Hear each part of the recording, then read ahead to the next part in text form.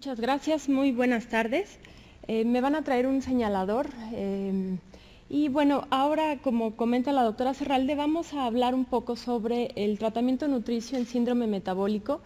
Ustedes saben que el síndrome metabólico es una entidad de moda, ¿no? Desde hace algunos años, con el aumento en los casos que hay de obesidad a nivel mundial, pues cada vez vemos con más frecuencia pacientes que padecen síndrome metabólico. En realidad no es una entidad o una enfermedad como tal, sino un conjunto de padecimientos que tienen como etiología común resistencia a la insulina. Esto va a tener también disfunción endotelial y, la forma en la que se va a manifestar más frecuentemente es a través de obesidad abdominal, alteraciones en la glucosa, en los lípidos y son pacientes que también presentan hipertensión arterial. Es muy importante que ustedes conozcan que a pesar de que algún paciente pudiese tener alguna de estas manifestaciones, siempre existen como factores detonantes o el sedentarismo o la sobrealimentación, además de algo de carga genética alrededor de cada una de estas.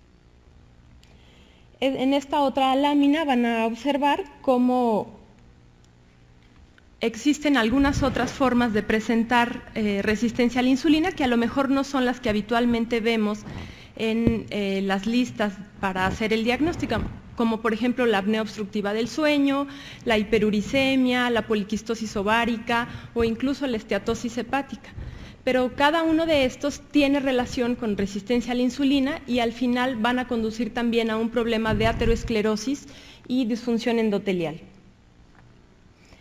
Esta definición es una de las más completas que existe actualmente sobre el síndrome metabólico y ustedes pueden ver nuevamente que es una asociación de problemas de salud causados por la combinación de factores tanto genéticos como ambientales que se asocian a sobrealimentación y a sedentarismo en los que la resistencia a la insulina se considera el componente patogénico fundamental. La historia que hay alrededor del síndrome metabólico no es corta. Ya a inicios del siglo pasado, más o menos en 1920, se empezó a observar por los médicos que era muy frecuente que los pacientes hipertensos también tuvieran hiperglucemia y con frecuencia hicieran cuadros de gota. Pero hasta 1988, Riven fue el que lo denominó como un síndrome X y para la década de los 90 se había hecho ya mucha investigación alrededor de esto y entonces el nombre cambió. Se supo que el factor etiológico común era la resistencia a la insulina y se conoció como síndrome de resistencia a la insulina y también como síndrome plurimetabólico y algunos otros nombres un poco más escandalosos como el cuarteto de la muerte por la asociación de problemas que venían en los pacientes que lo padecían. Pero fue hasta el 98 que la Organización Mundial de la Salud dio una primera definición unificada, que es la que leímos al inicio de esta laminilla. Vamos a ver rápidamente algunos de los criterios diagnósticos que existen actualmente para el síndrome metabólico. En el 98, la Organización Mundial de la Salud hizo esta propuesta y dijo, bueno, antes que nada, un paciente con síndrome metabólico tiene que cumplir alguna de estas características: ser diabético, esté o no recibiendo tratamiento, tener intolerancia a la glucosa, es decir, se obligaba a realizarse una curva de tolerancia oral a la glucosa, medir glucosa de ayuno o medir resistencia a la insulina a través de HOMA o alguna otra forma. Y además había que sumarle alguno de dos criterios de los que vienen enlistados abajo, que son presión arterial elevada, con las cifras de 140-90, triglicéridos altos, más de 150 miligramos por decilitro, colesterol HDL bajo, haciendo la diferencia entre hombres y mujeres, menos de 35 en hombres y menos de 45 en mujeres, y todavía se utilizaba la relación cintura-cadera como un marcador de obesidad central. Y otro de los criterios posibles era microalbuminuria. Para el 2001, el panel de atención para los adultos en Estados Unidos para el control del colesterol modificó los criterios y dijo, bueno, los que nosotros estamos presentando tienen una sensibilidad de hasta un 50% y una especificidad de más del 90%. Y entonces ellos decían, bueno, hay que sumar 3 o más de estos elementos. Ahí se utilizaba ya no la relación cintura-cadera, sino simplemente la circunferencia de cintura, por ser una medida más relacionada con la cantidad de grasa que hay a nivel intraabdominal o de grasa visceral, y no simplemente la circunferencia de la cadera o de las nalgas, que podría variar sobre todo entre hombres y mujeres o incluso racialmente. Se utilizaba o se sigue utilizando en Estados Unidos el corte con 102 centímetros para los hombres y 88 centímetros para las mujeres. Y los otros criterios son muy parecidos a los que vimos de la OMS: triglicéridos altos, HDL bajo, hipertensión arterial con cifras un poquito más bajas, aquí no ponían 140/90, sino 130/85, y hiperglucemia en ayunas, que para el 2001 todavía no se había hecho la propuesta de más de 100 miligramos como un dato de corte, todavía se utilizaban los 110 miligramos por decilitro. En la Federación Internacional de Diabetes para el 2005 hizo otro cambio. Algunas investigaciones dejaron ver que la circunferencia de cintura también se modificaba racialmente y que era importante tener esto en consideración cuando hacíamos el diagnóstico. Ahora les voy a presentar cuál es lo que se propone para los mexicanos. Y bueno, además de tener obesidad central, tenían que tener los pacientes 2 o más de los elementos enlistados abajo, y son los mismos: presión arterial elevada, triglicéridos elevados, HDL bajo y glucosa alterada. En esta tabla ustedes pueden ver cómo, dependiendo de la raza, se hace alguna propuesta sobre la circunferencia de cintura. Por ejemplo, los europeos tienen chance de tener una circunferencia de cintura hasta de 93 centímetros en los hombres, y las mujeres la recomendación es que no pase de 80. Y así en cada una de las razas. Cuando llegamos a los sudamericanos o a los centroamericanos, donde nos encontramos los mexicanos, vemos que en realidad no hay estudios que sustenten un punto de corte, y lo que se ha hecho es sugerir que utilicemos los rangos de los sudasiáticos, que son 90 centímetros para hombres y 80 centímetros para mujeres. Estos son los rangos que se propone que se utilicen en nuestro país, y no los del ATP3 que con frecuencia encontramos en las publicaciones que nos regalan las empresas farmacéuticas, etcétera, ¿no? Entonces, 80 y 90 son los puntos de corte para los mexicanos. Para el 2005 hubo una reunión internacional para el manejo clínico del síndrome metabólico. Muchos médicos se habían quejado de que en sus sitios de trabajo o en diferentes zonas o regiones del mundo no había posibilidad de realizarle a todos los pacientes un HOMA o de medir el colesterol HDL, etcétera. Y entonces se dijo que el diagnóstico podía ser clínico y que simplemente había que reconocer factores como obesidad abdominal, dislipidemia en quien pudiese hacerlo a través del laboratorio, presión arterial elevada, resistencia a la insulina, y en ocasiones habría forma incluso de medir un estado proinflamatorio o protrombótico con algunas de los elementos que vienen enlistados abajo, como la elevación de la ApoB, presencia de LDL alta, proteína C reactiva elevada, homocisteína, e incluso cosas ya más complicadas como alteraciones en los factores de la coagulación. Y para el 2009, una vez más, se intentó hacer una unificación o una armonización de los criterios diagnósticos, y entonces ahí se dijo, bueno, no es un criterio obligatorio o un requisito que el paciente tenga obesidad central.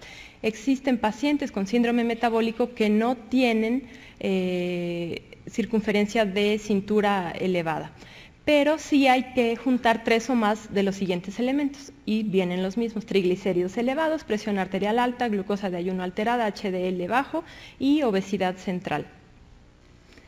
Este es un listado, probablemente no se alcance a ver hasta atrás, pero bueno, es simplemente para que recuerden que en realidad no tenemos que sabernos cada uno de los rangos, sino simplemente aprender a identificar el fenotipo de un paciente con síndrome metabólico y saber que es un paciente que tiene un riesgo cardiovascular aumentado.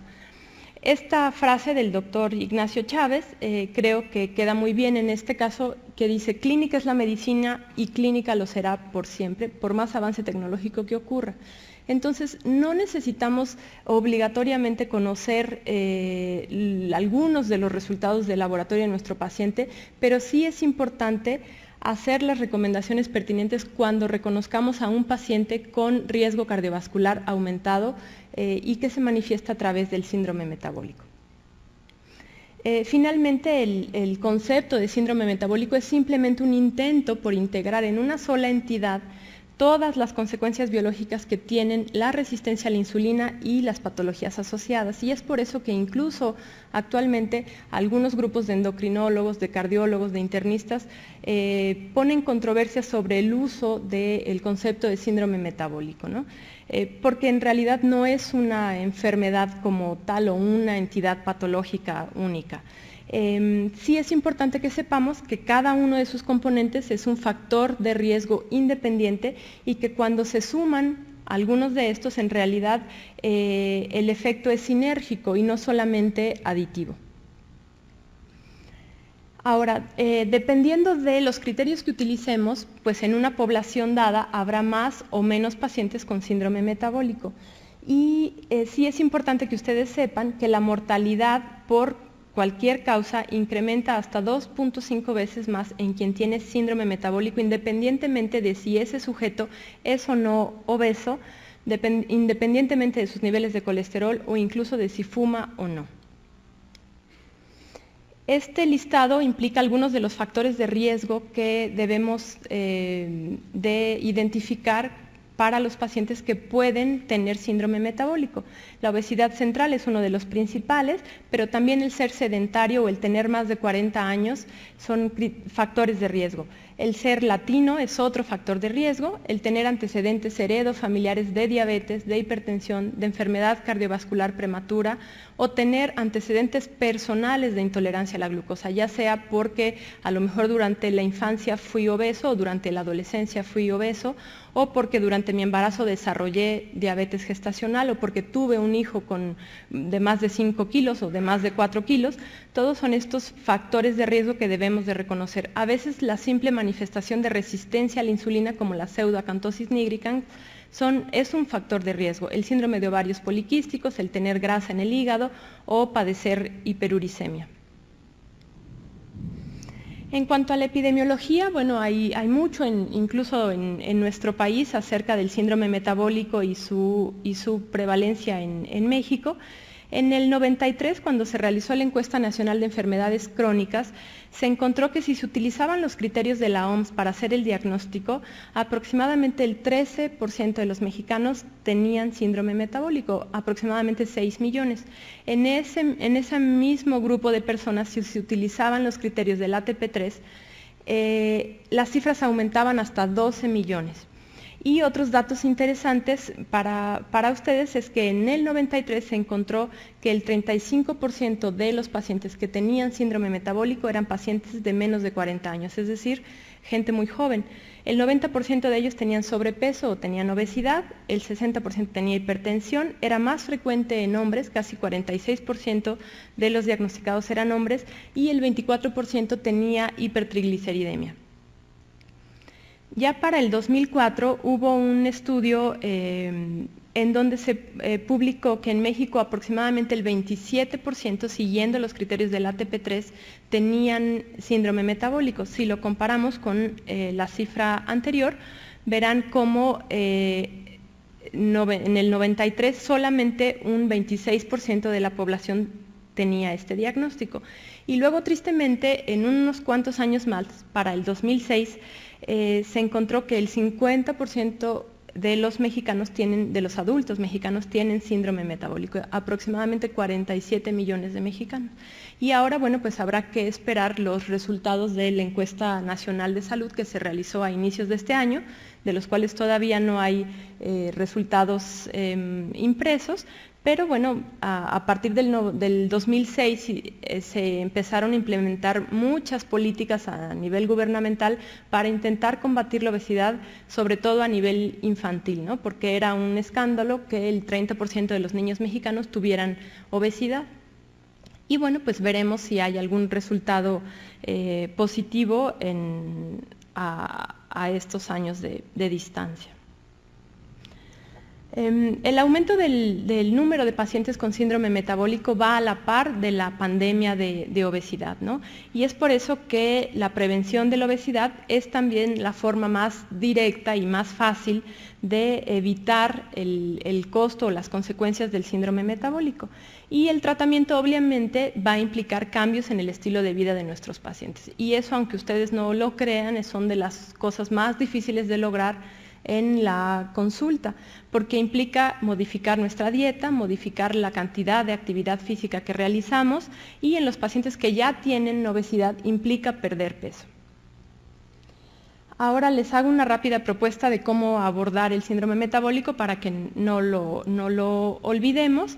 La A se asocia con el acordarse. Ya dijimos que hay que reconocer el fenotipo y bueno, una vez que hemos identificado a un paciente con síndrome metabólico, entonces tenemos que evaluarle el riesgo cardiovascular que éste tiene. Y eso se puede hacer a través de diversas escalas, ¿no? La más conocida es la de Framingham, pero hay otras muchas.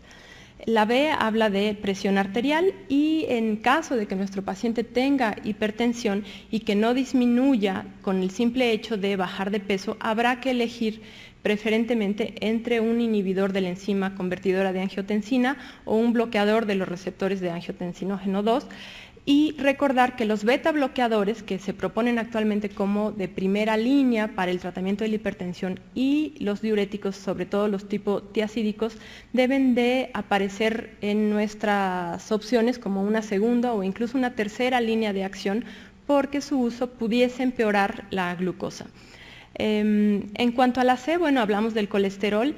Los objetivos para el colesterol LDL se han ido modificando a lo largo de los años.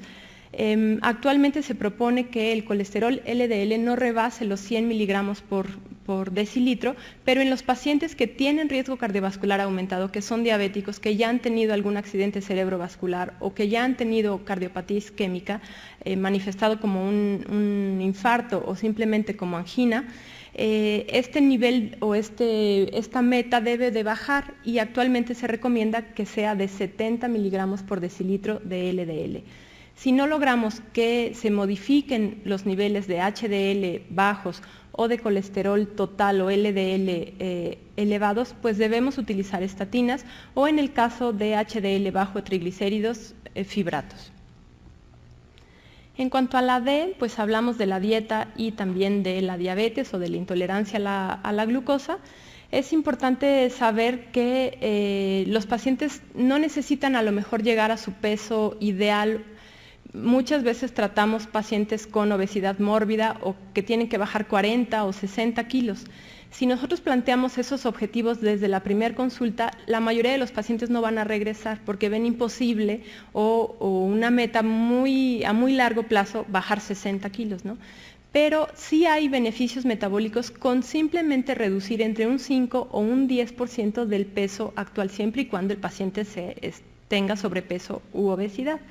Y del tratamiento farmacológico, sobre todo el que se propone para intolerancia a la glucosa, que es el metformin, pues habrá que preguntarse durante cuánto tiempo lo vamos a dar, ¿no? El metformin que se utiliza actualmente para evitar la progresión de intolerancia a la glucosa a diabetes, muchas veces los pacientes usan una caja, la caja que les dan el día de la consulta, y cuando regresan en 3 o 4 meses ya lo suspendieron, ¿no?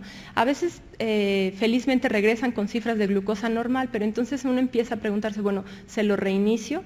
¿Ya no tiene intolerancia a la glucosa? ¿O en 2 meses otra vez va a tener cifras elevadas? ¿Se lo doy por 1 año, por 5 años, por 10 años? Hay algunos estudios que están intentando dilucidar esto, pero en realidad no hay nada escrito, ¿sí? No sabemos cuánto tiempo se debe dar de metformin a un paciente con intolerancia a la glucosa. En cuanto al ejercicio, pues es piedra angular del tratamiento del síndrome metabólico, no solamente como preventivo, sino también como parte del tratamiento, porque disminuye la inflamación, ayuda a controlar la glucosa, mejora los niveles de presión arterial y el perfil de lípidos, es decir, todas las grandes manifestaciones del síndrome metabólico, además de que mejora la sensibilidad a la insulina. Las recomendaciones actuales de ejercicio son 150 minutos a la semana de ejercicio de moderada o vigorosa intensidad. A veces es difícil explicarle a los pacientes qué es eso de moderada o vigorosa intensidad. En quien tiene dinero y se puede comprar un aparato para medir el pulso o un podómetro, bueno, pues podemos recomendarles alcanzar más o menos el 60% de su frecuencia cardíaca máxima, pero la verdad es que la mayoría de la población no tiene acceso a este tipo de aparatos.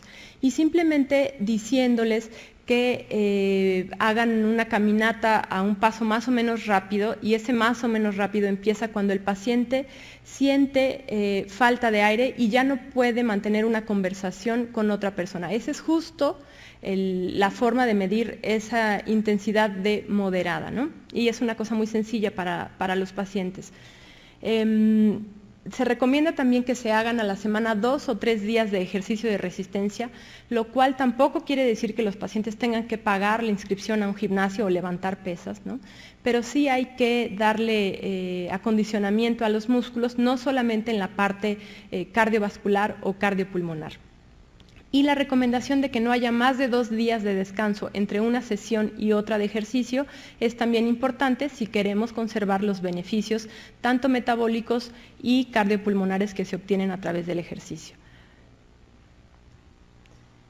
En cuanto a la alimentación, es muy importante que como médicos o como personal de salud sepamos dar consejo dietético a nuestros pacientes, no solo a los hospitalizados, sino también a la población que acude a la consulta externa o que es ambulatoria. Ustedes saben que tristemente la mayoría de los pacientes utilizan planes de alimentación comercial para controlar su peso. Y la mayoría de estos planes no tienen un sustento científico y se basan simplemente en la modificación drástica de la composición de los macronutrientes, es decir, carbohidratos, lípidos y proteínas.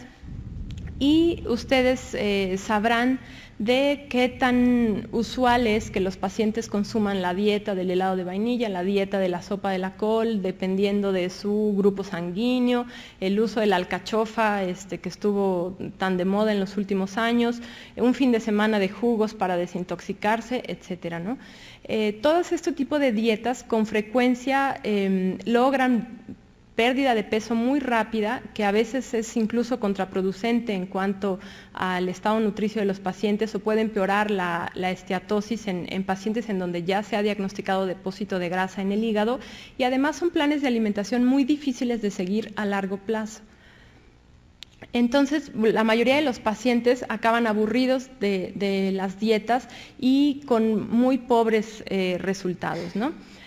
Existen muchas formas de modificar la composición de las dietas. Existen dietas altas en carbohidratos, bajas en carbohidratos, altas en grasas, bajas en grasas, altas en proteínas, o dietas con muy pocas o muy bajas calorías, ¿no? La verdad es que la mayoría de los estudios, de los metaanálisis que hacen seguimiento a 5 o 10 años en el uso de cualquiera de estos patrones de alimentación, al final logran el mismo número de kilos perdidos, que en realidad son muy pocos, ¿no? Aunque es cierto que algunas dietas pudieran generar un poco más de saciedad en los pacientes. Por ejemplo, las dietas más altas en proteínas generalmente evitan que el paciente esté picoteando entre uno y otro tiempo de alimentación, y específicamente hablando de síndrome metabólico, las dietas que son muy altas en grasas, esas que anuncian de coma todo el chicharrón y la garnacha que usted desee y baje de peso, sí a la larga aumentan de peso a los pacientes y empeoran la resistencia a la insulina. Y las dietas muy altas en carbohidratos aumentan los triglicéridos y disminuyen el colesterol HDL. Así es de que ninguna de estas dos deberían de ser opciones para los pacientes con síndrome metabólico. En esta imagen podemos observar cómo en verde, con un rombo, se le da seguimiento a un grupo de pacientes que solamente hicieron dieta, y podemos ver cómo a un año de distancia, ese grupo de pacientes desciende aproximadamente 12 kilos. Sin embargo, a 5 años ha prácticamente recuperado todos los kilos que bajó. Aquellos pacientes que además de hacer dieta combinan con ejercicio y con terapia conductual, logran posiblemente una pérdida un poco más de kilos, pero a la larga, a 1 año y a 5 años, prácticamente están igual, ¿no? Estos resultados pues son poco halagadores en cuanto a cualquier programa de descenso de peso. Y aquí hay unas cifras todavía más tristes en donde ustedes pueden ver que cuando solamente se hace dieta, el 75% de los pacientes van a recuperar su peso a tan solo 1 año y el 90% ha recuperado el peso a 2 años. Cuando adicionamos terapia conductual, el 70% de los pacientes va a recuperar su peso a 30 meses y tristemente a 5 años la mayoría de los pacientes incluso pesan más de lo que pesaban al inicio. Sin embargo, cuando se adhiere ejercicio, vemos que solo el 58% de los pacientes ha recuperado su peso a 2 años. Y es por eso que el ejercicio debe formar parte del tratamiento de todos los pacientes con síndrome metabólico. Y en esta gráfica, en el recuadro amarillo, son pacientes que no lograron mantener la pérdida de peso, es decir, el peso que habían perdido, y el 40% de ellos no hacía ejercicio, y si lo comparamos con el recuadro azul, son los pacientes que han logrado mantener el peso que perdieron, y un poco más del 80% de esos pacientes son los que se siguen ejercitando. Existe en Estados Unidos una corte de pacientes interesante, inició en el año 94 y continúa hasta la fecha. Tienen registrados aproximadamente 10,000 pacientes y los criterios para entrar a esta corte de pacientes es 1, ser adultos, 2, haber perdido al menos 15 kilos y haberse mantenido o mantenerse en esa pérdida de 15 kilos al menos por 1 año o más. Y algunas de los, cómo he logrado este descenso de peso de los pacientes es el 55% de ellos lo han hecho bajo supervisión, ya sea de un médico, de un nutriólogo o incluso de un programa comercial, pero pareciera que el hecho de estar continuamente bajo vigilancia trae buenos resultados para al menos la mitad de los pacientes. Y la otra cosa es que el 98% de esta corte de pacientes han tenido que modificar su ingesta, es decir, quien pretenda bajar de peso, mejorar los índices del síndrome metabólico sin hacer nada, simplemente con ir a la consulta o tener deseo de bajar de peso, pues no lo va a lograr, ¿sí? El modificar la ingesta implica restringir el consumo de algunos alimentos, limitar el tamaño de las porciones, aprender a hacer algo de conteo calórico, planear nuestros alimentos, es decir, desde la mañana yo sé qué voy a utilizar de colación a las 11 de la mañana cuando tenga hambre y tengo que tener ya comprado lo que voy a cenar si es que cuando regrese del trabajo no tengo tiempo de hacerlo y entonces la única opción que me quede será ir a comer tacos a la esquina, ¿no? Entonces, este tipo de cosas son las que han ayudado a los pacientes a lograr esta pérdida de peso. La otra cosa interesante es que son constantes también en fines de semana y durante periodos vacacionales.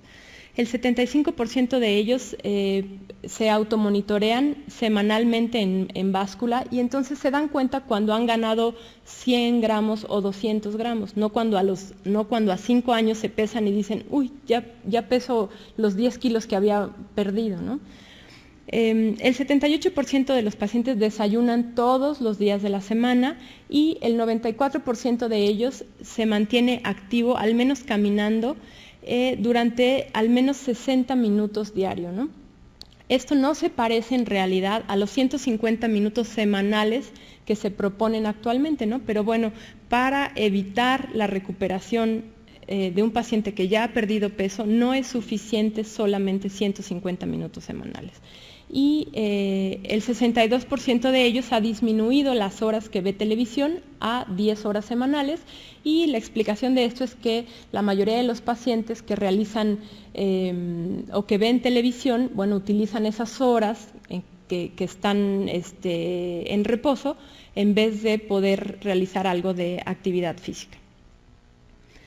Los planes de alimentación a veces no tienen que ser del todo individualizados o no implican que sepamos hacer un menú, pero sí que podamos aproximadamente disminuirle a un paciente entre 500 y 1000 kilocalorías al día. Esto quiere decir que para la mayoría de las mujeres un plan de unas 1200 calorías y para los hombres aproximadamente entre 1.200 y 1.600 kilocalorías, serían una dieta que permitiría bajar de peso.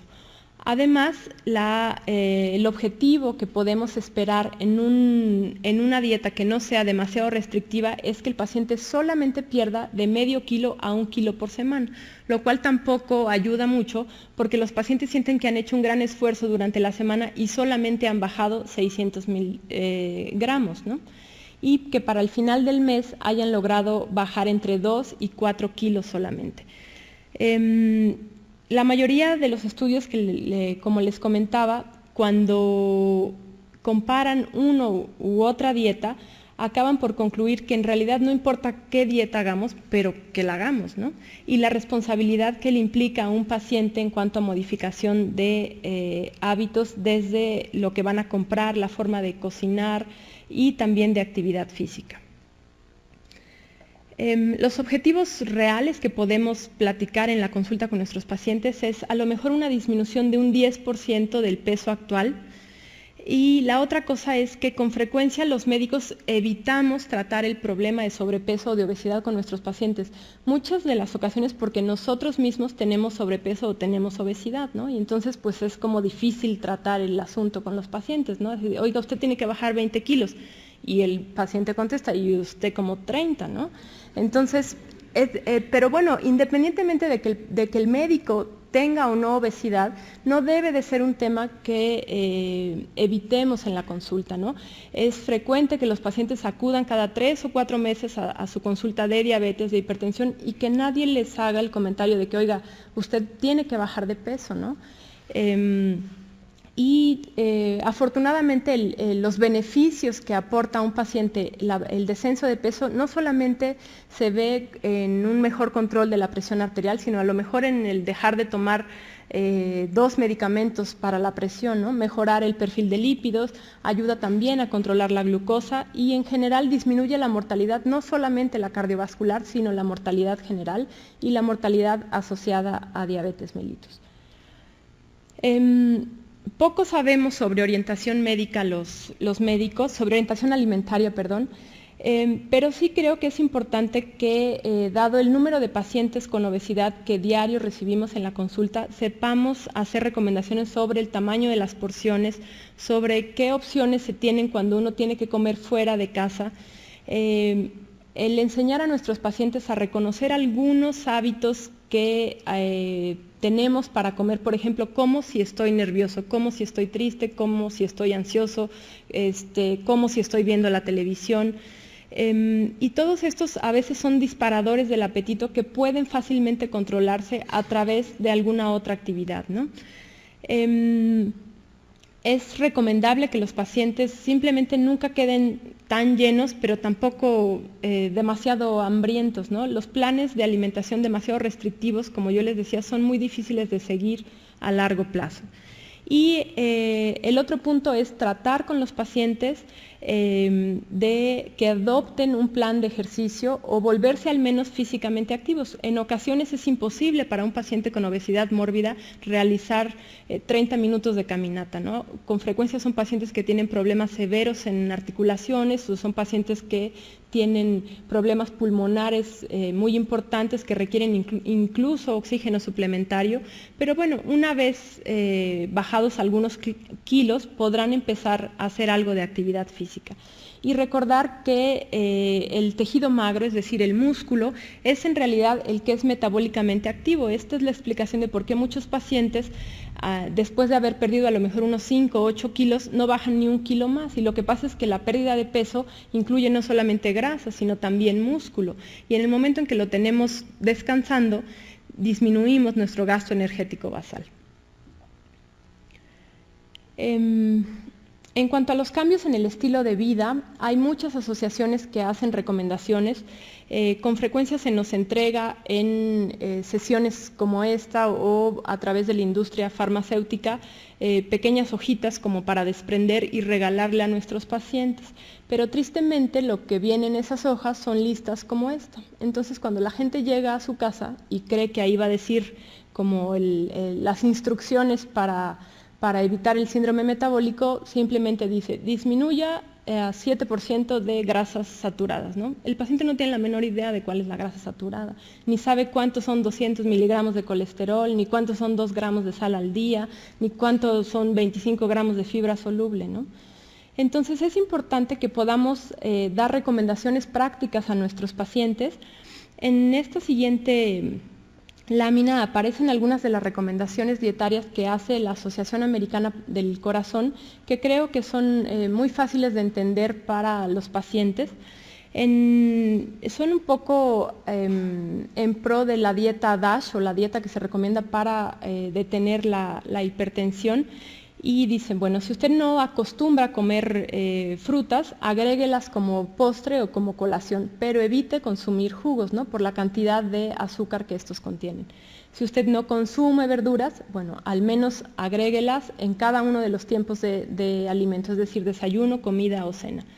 Elija lácteos, pero que estos sean descremados, el yogur, la leche, el queso. Todo debe de ser descremado. A partir de los 2 años de edad, todos los humanos debemos de consumir lácteos descremados. Prefiera cereales integrales. Son una buena fuente de fibra y una buena fuente de vitaminas, ¿no? Agregue grasas sanas a su dieta en forma de frutos secos, es decir, almendras, cacahuates, nueces, y también en forma de aceite de oliva a sus ensaladas o como colación. Evite que las carnes sean el ingrediente principal de su platillo. Ahora a lo mejor el doctor Infante se va a quejar y va a decir, entonces todos van a estar anémicos, ¿no? Pero bueno, el consumo de carne, sobre todo de carne roja, debe ser carne magra, ¿no? Hay que limitar el consumo de carne al menos a 200 gramos por día, y intentar, en quien se pueda, y estos generalmente son no solo por cuestiones económicas, sino por cuestiones geográficas, consumir pescado 2 veces a la semana por ser una fuente rica de omega 3 y estos tener beneficio a nivel del endotelio. Y la recomendación de hacer 2 comidas vegetarianas a la semana también vienen incluidas en la Asociación Americana para el Corazón. No consuma más de una cucharadita de sal de mesa diario, es decir, no agregue ya, intente no agregar sal a los alimentos cuando ya están en su mesa, pero también necesitamos explicarle a los pacientes que con mucha frecuencia consumimos sal sin darnos cuenta. Muchos de los condimentos con los que aderezamos nuestra comida, como la catsup, la salsa Maggi, la salsa soya, la salsa inglesa, traen cantidades altísimas de sal. Y esto pudiese tener algunas consecuencias en el paciente hipertenso, no en todos. Y viene también ahí la recomendación de moderar o limitar el consumo de alcohol a 2 bebidas diarias si se es mujer y 3 bebidas diarias si se es hombre, sin que esto tenga un efecto sumatorio para el fin de semana. Es decir, si yo no bebí lunes, martes, miércoles y jueves, no puedo beber 10 el sábado. En México y a nivel mundial existen muchas formas de brindar orientación alimentaria. Ustedes conocen bien el plato del bien comer, algunos habrán visto o revisado incluso esta jarra que se propuso una vez que se conocieron los resultados de la ENSANUD del 2006. Pero existen otras muchas, como algunas recomendaciones para adherirse a un plan de dieta mediterránea, las recomendaciones de la Asociación Americana del Corazón que acabamos de leer, la dieta del Departamento de Agricultura de Estados Unidos, que además todas están gratis en internet, se pueden imprimir a veces para el paciente, a veces para que nosotros las leamos, muchas veces vienen con fotografías o son muy vistosas para los pacientes. Y en México también existe una norma oficial de orientación alimentaria a la cual podemos acceder fácilmente a través de internet. En específico les voy a hablar de la dieta mediterránea porque es de las pocas que ha demostrado tener un efecto benéfico a nivel de síndrome metabólico. La dieta mediterránea es la que se consume justo en los países que están en el Mediterráneo, es la dieta que ellos han hecho de toda la vida, pero aproximadamente en los 70 fue que se descubrió que en estos países en donde el consumo de grasas era muy alto, tenían en realidad muy pocos pacientes con enfermedad cardiovascular. Y la explicación es que las grasas que ellos consumen son grasas monosaturadas. Y bueno, se ha hecho mucha investigación alrededor de esto. En ese tiempo hubo un estudio que se llamó el estudio de los 7 países, en donde se identificó a Creta como el país en donde más grasa se consumía y menos eventos cardiovasculares existían. Es una dieta rica en frutas, verduras, cereales integrales, leguminosas y nueces. Se evita al máximo los alimentos procesados, la proteína animal viene del pescado y del pollo, se consume huevo pero no más de 4 unidades a la semana. Los lácteos se consumen en cantidad moderada y son lácteos descremados. El aceite de oliva es la fuente de grasa principal y es una grasa monosaturada, y además se tiene el beneficio de consumir vino tinto con los alimentos. Y los postres son a base de frutas frescas y no de pasteles o alimentos con densidad energética muy elevada, que normalmente son ricos en grasa y en carbohidratos. A nivel del síndrome metabólico y la dieta mediterránea, hay algunos estudios en donde se ha podido corroborar que el adherirse a un patrón de dieta mediterránea puede mejorar no solo la circunferencia de la cintura, sino aumentar el colesterol HDL, los triglicéridos y la glucosa. Hay un estudio muy interesante que se publicó en el 2011. Es un metaanálisis que incluye 50 diferentes estudios y más de 500,000 pacientes, en donde se observó que la dieta mediterránea podía disminuir hasta en un 31% la aparición de síndrome metabólico. Sin embargo, cuando se hace ya el análisis estadístico no hubo significancia, pero bueno, es interesante saber que los pacientes sí pueden obtener beneficios al hacer algunos cambios en su alimentación. Hay otro estudio publicado en el 2008 en donde se demostró que la dieta mediterránea puede disminuir la mortalidad general aproximadamente en un 9%. Y hay otros patrones de dieta como la vegetariana, que sin entrar en Honduras con respecto a lo del hierro, ha demostrado también algunos beneficios metabólicos. Este es un estudio, el segundo estudio de salud de los adventistas, que ustedes saben que es una población, es una religión que practica sobre todo el vegetarianismo. Es un estudio que incluyó a 773 pacientes, la mayoría de ellos tenían 60 años, pero no todos, había gente desde 40 años. Y en este estudio se observó que había o se buscaba encontrar una asociación entre un patrón de dieta vegetariano, un patrón de dieta semi-vegetariano y un patrón de dieta no vegetariano, con algunos de los factores que se manifiestan más fácilmente en el síndrome metabólico, como HDL bajo, triglicéridos altos, glucosa alterada, hipertensión y obesidad central, ¿no? Y cada uno de estos factores estudiados, excepto el colesterol HDL, se observó que tenían una menor aparición en los pacientes que eran vegetarianos.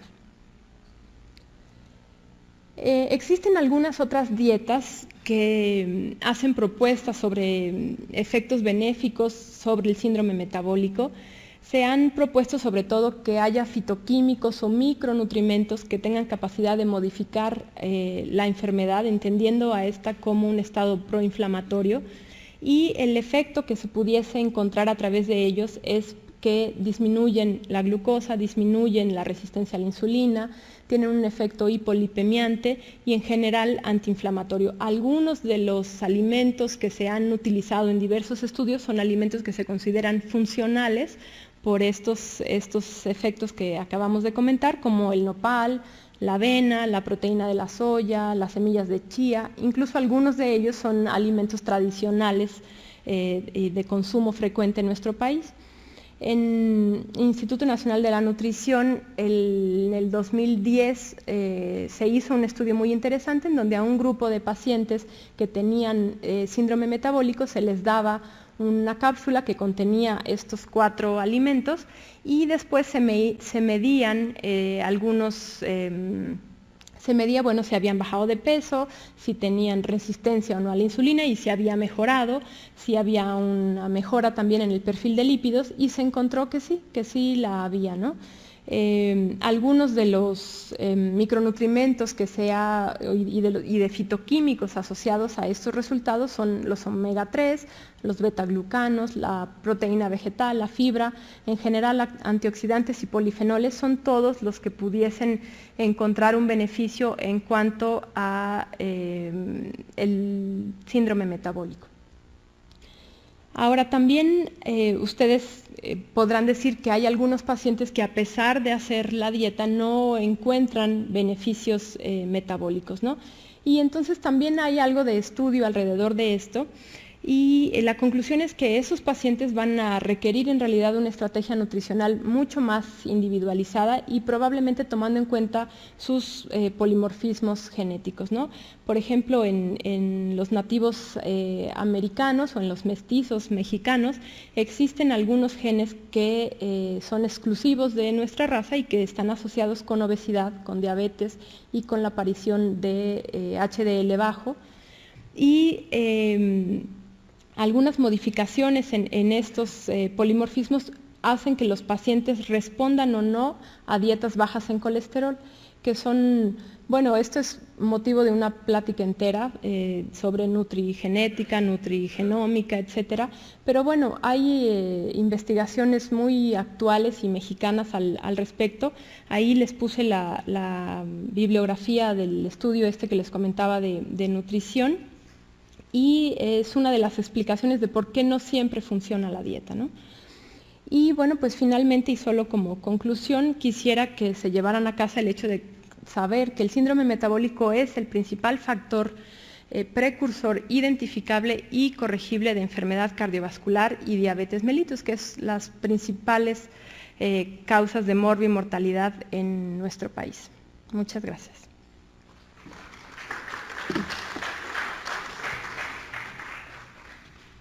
Bueno, pues agradecemos su ponencia a la doctora Holguín y no sé si tengan algunas preguntas. Hola.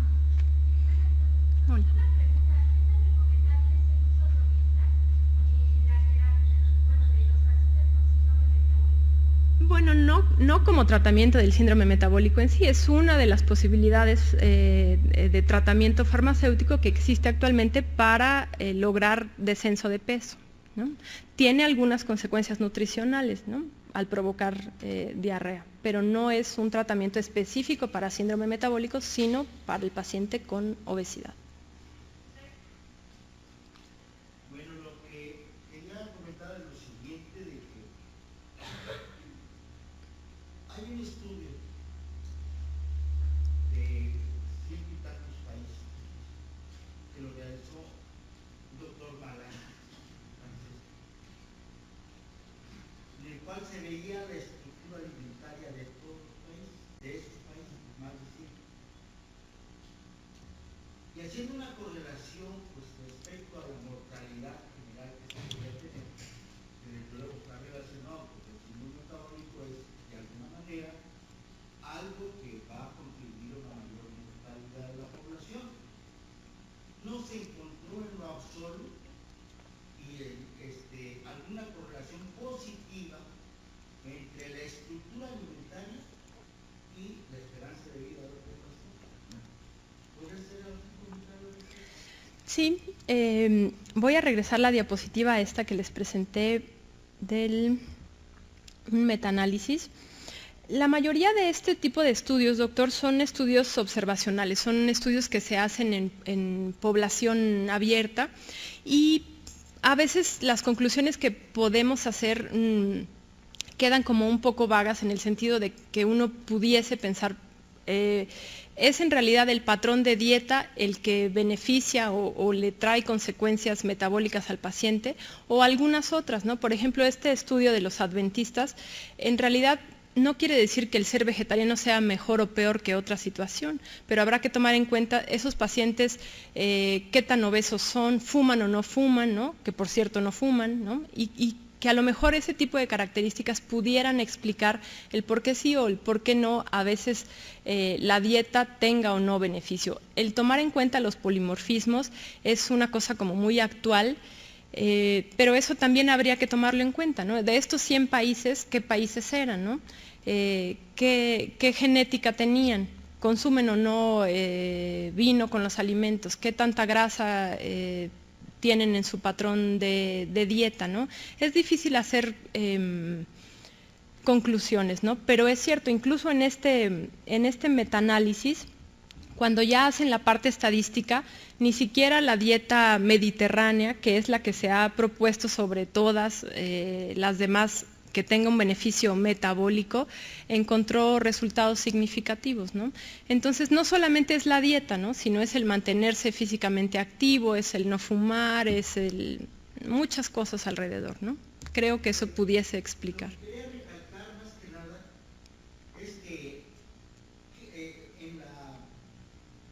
viendo la ponderación, o haciendo una ponderación de la alimentación no es notable, es a lo que me refiero, porque sí hay otros factores que van a ponderarse con diferente valor y que van a incidir en la cuestión de una más larga vida, ¿no? Porque pues es nuestro estilo de vida, ¿no? Y dentro de ese estilo de vida tiene que ver también la dieta, ¿no?, entre otras 20 cosas. Están incluidos en esos países hasta los espinales, que ya ven que ellos no comen carne ninguna vegetal casi, ¿verdad?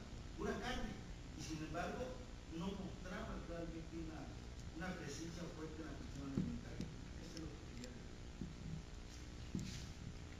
¿Algún otro comentario? Yo creo que nos podríamos pasar toda una vida viendo comentarios o situaciones que están alrededor de una obesidad. Ahorita se ve en el aspecto de un síndrome metabólico, también una obesidad, una diabetes, es un monstruo de mil cabezas, sino nada más en aspectos técnicos, fisiológicos o biológicos, sino los sociales tienen mucho que ver, pero eso desde hace tiempo pues hasta es un estatus social, ¿verdad?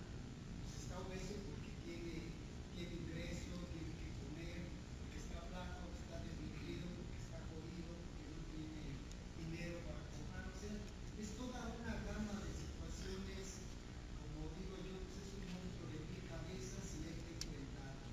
Y hay que enfrentarlo con mucho cuidado porque si en algo no permite el paciente fácilmente que se meta, eso es lo que yo voy a comer, ahí no me meto. Hay cosas en las cuales yo no te voy a permitir.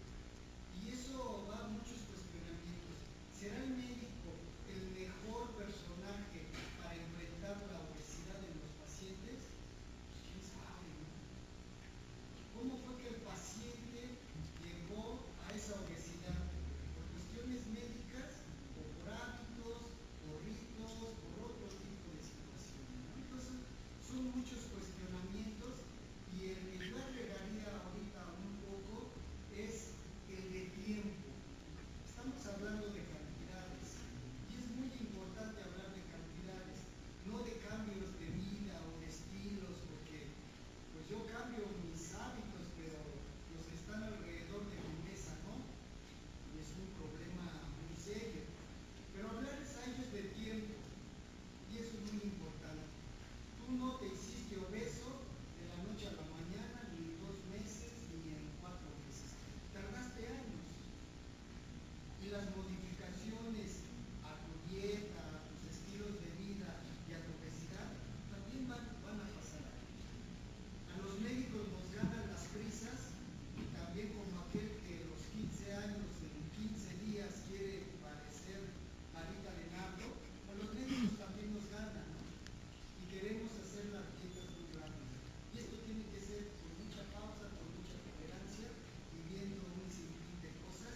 Y aunque muchos los han visto así, de todos modos los fracasos están a la hora. Claro, lo que comenta el doctor es muy importante, ¿no? Sí creo que los médicos jugamos un papel fundamental en las recomendaciones de un cambio en el estilo de vida. No quiere decir que sea ya mañana, ¿no? O que tengas que cambiar todo, porque todo lo que haces está mal. Pero sí creo que no debemos de perder de vista que el médico tiene como obligación sí marcar al paciente que tiene cierto riesgo y que podría mejorar o disminuir ese riesgo modificando algunas cuestiones, ¿no? Es cierto, no todos los pacientes lo permiten, ¿no? Ese también es el arte que uno desarrolla en la consulta, ¿no? Y si vemos pacientes con obesidad, creo yo que sí es una responsabilidad hacer el comentario de que, oiga, usted tiene más riesgo. Es como decirle, oiga, no está bien que usted fume, ¿no? A lo mejor yo también fumo, lo cual tampoco es lo que está a discusión en este momento, ¿no? Pero creo yo que aunque no somos probablemente la única solución, no debemos de decir es que a mí no me toca, ¿no? El problema de la obesidad, como usted dice, es multifactorial y ahí en la parte del tratamiento y del abordaje pues tiene que ver la sociedad, la industria de alimentos, un montón de cosas, ¿no? Es un problema muy complejo.